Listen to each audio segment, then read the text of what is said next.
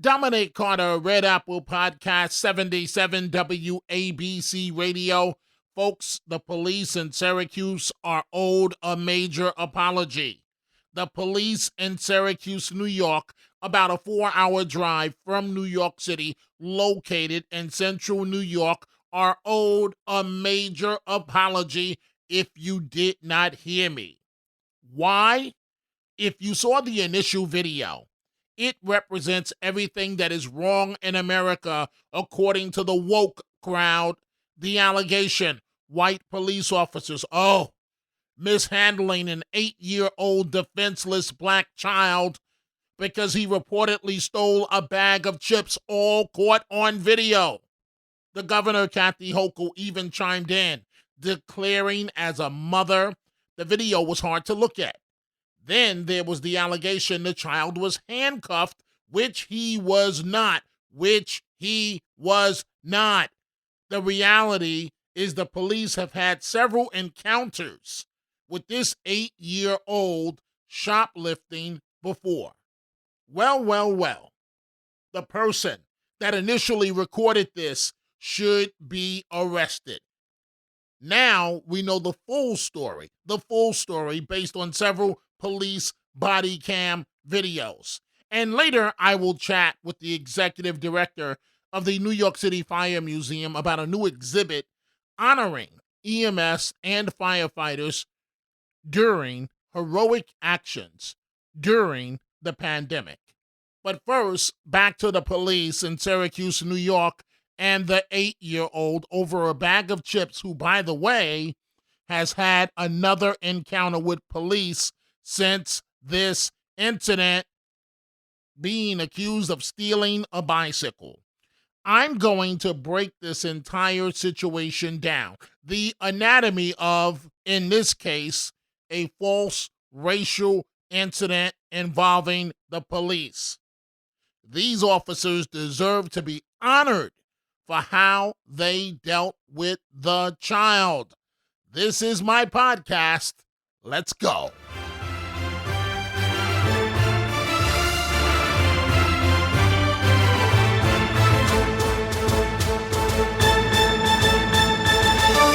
I spent time looking at the body cam videos. Police in Syracuse, New York did nothing wrong with this 8-year-old accused of stealing a bag of chips. In fact, they went out of their way to talk to the child and his brothers in front of their father. The body cam videos prove the officers used tremendous restraint. Let's start with the original video. And folks, this is how a riot can start. A community resident taped the encounter, and this guy should be arrested for telling only part of the story and trying his best to agitate the police. What is y'all doing? What is y'all doing? Guess. Take a guess what I'm doing. Hey, he like a baby to me. Why you? Guess what I'm doing. I don't know what you doing. I just see you snatching him up off the. So what? So what's going on then? He's stealing stuff. If he breaks into your house to steal something. Nah, man. What he selling, a bag of chips? So y'all treat me like a whole cold-blooded killer? Keep walking, dude. You don't even know what you're Keep talking walking. about. I know what I just came up and see. I know the I just came up and see. Okay, what did you see? I see y'all snatching him up a bike like you're a grown-ass man. Ain't he saying it wasn't him?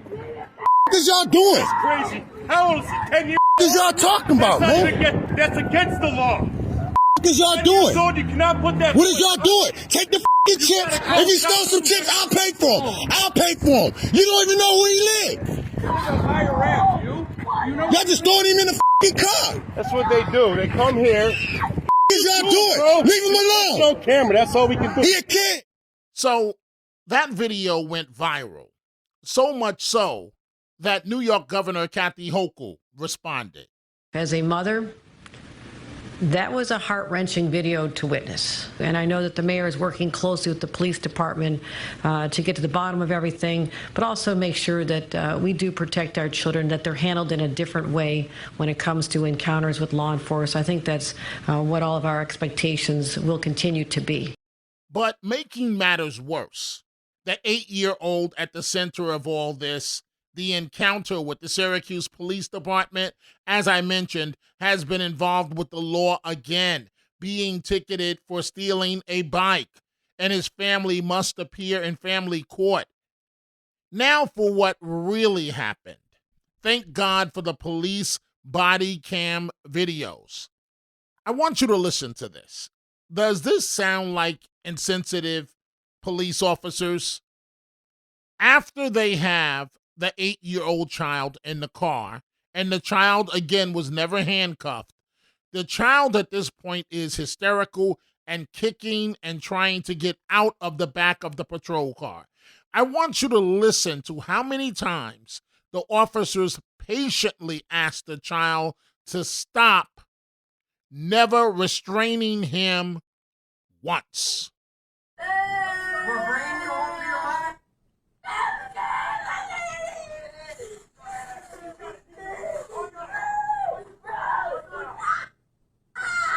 Stop.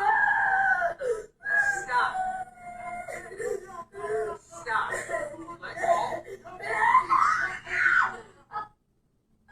Stop, dude.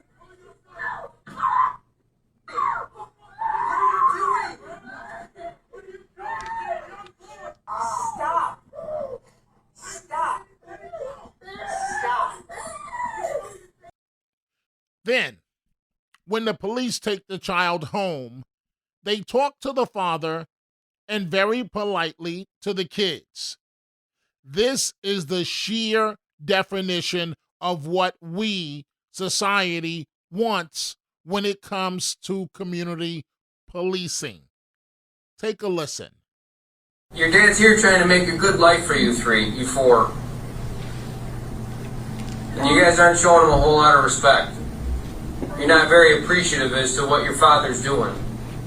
I'm assuming you left your country to come here and make a better life for your family. And the police even offered the kids positive reinforcement.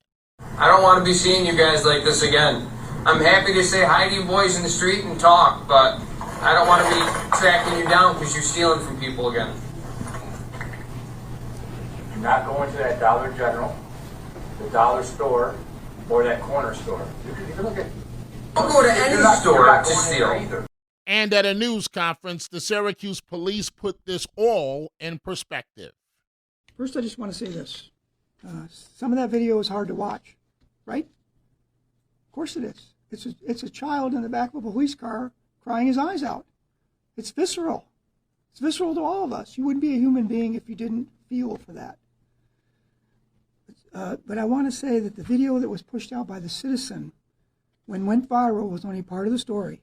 This morning you saw more video from body cams of what occurred that day, a more well-rounded story with a positive outcome.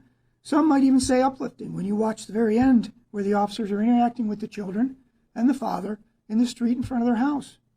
This is not to say there weren't low points in this video, in this interaction. There were.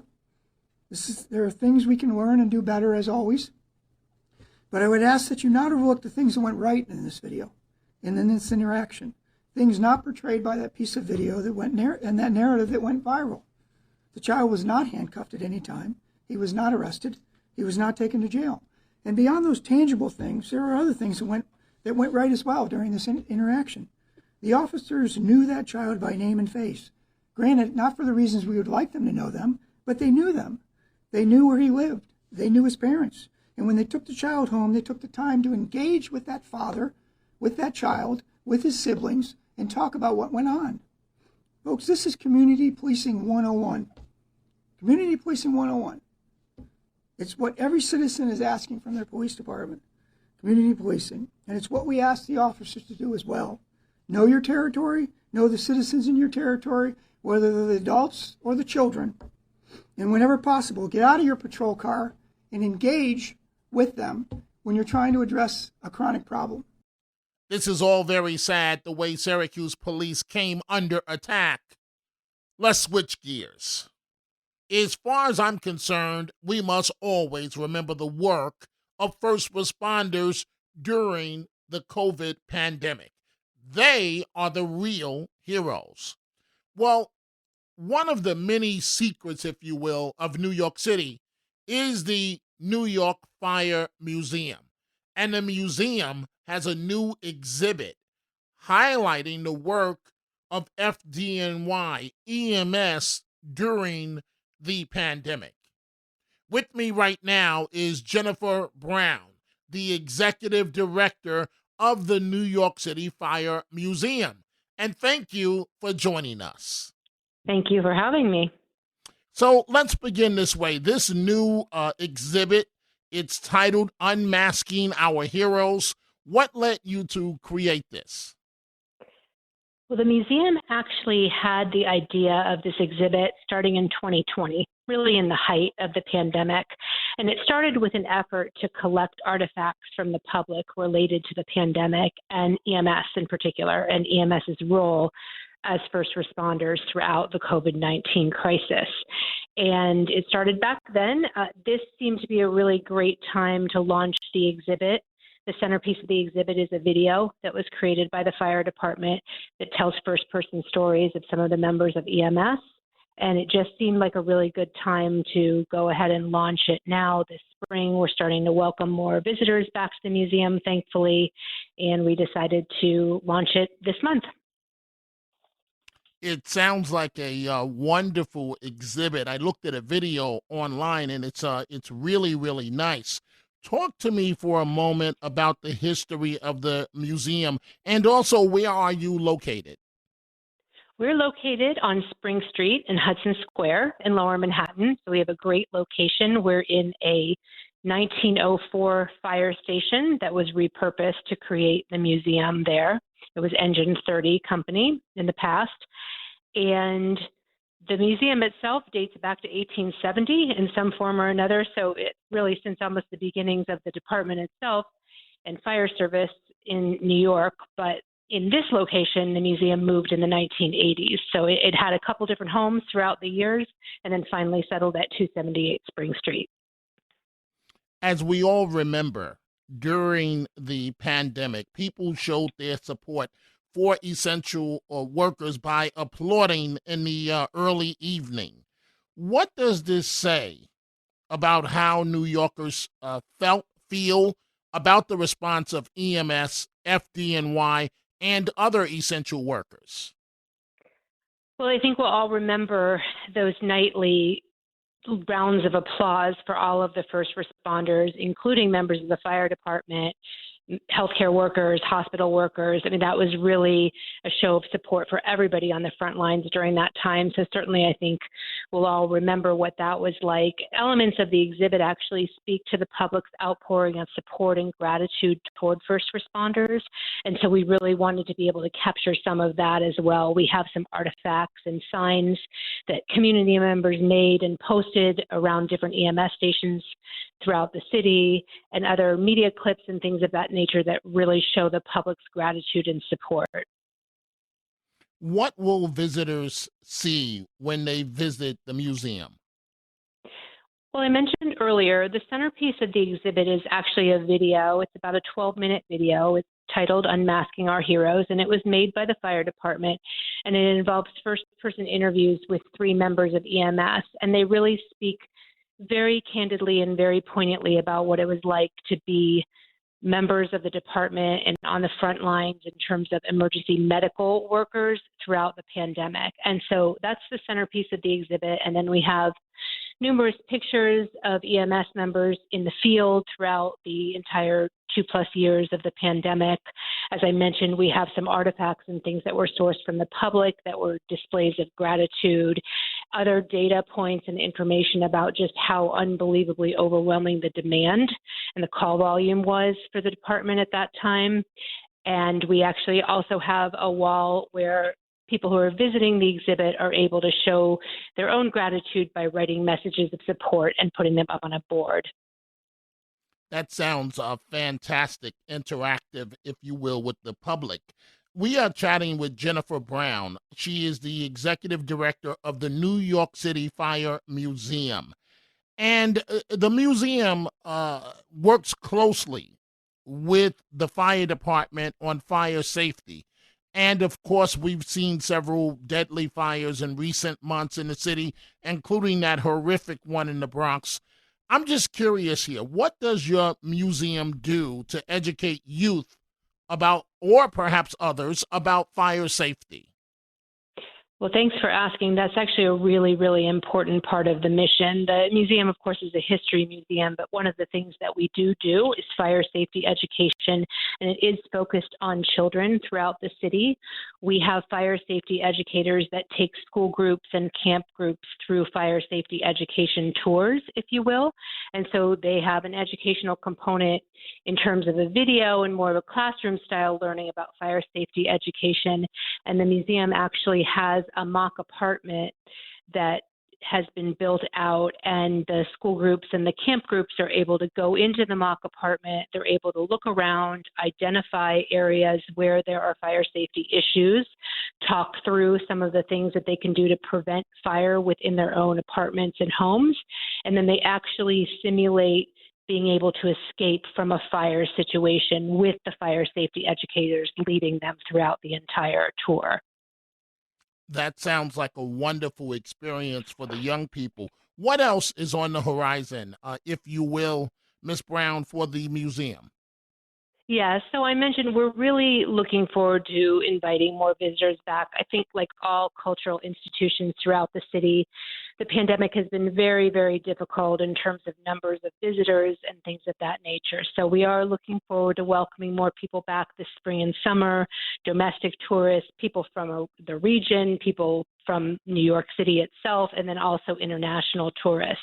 We are planning 2 additional special exhibits later this year. Unmasking Our Heroes will be displayed through late August, and then we'll be opening another exhibit during the month of September, and then a 3rd special exhibit toward the end of the year. So there's much more to come throughout 2022 at the museum. I close this way. Where else can our listeners go to learn more about the museum? We have an unbelievable amount of information about the museum and all of our events on our website, which is www.nycfiremuseum.org. Sounds wonderful. I want to thank Jennifer Brown, the executive director of the New York City Fire Museum, for joining us, and good luck with this new exhibit. And we thank you so much for joining us. Thank you so much for having me. I really appreciate it. Well, count me in, Jennifer Brown, for wanting to come to the New York City Fire Department Museum to experience the exhibit highlighting the work of the fire department and the emergency medical service during the COVID pandemic. Jennifer Brown, the executive director of the New York City Fire Department Museum. Folks, if you are interested in my book on my life growing up in New York City and overcoming numerous obstacles, you can go to my website, the book website, nomamasboy.com, nomamasboy.com. You can catch me on 77 WABC Radio weeknights, midnight to 1 a.m., and you can listen to the show online as well at wabcradio.com. Again, you can send me emails to dominic.carter@wabcradio.com. Go check out the Dominic Carter merchandise at the 77 WABC store, from Dominic Carter t-shirts to hats and much more. Go to wabcradiostore.com. I will see you the next time right here. Dominic Carter, Red Apple Podcast, 77 WABC.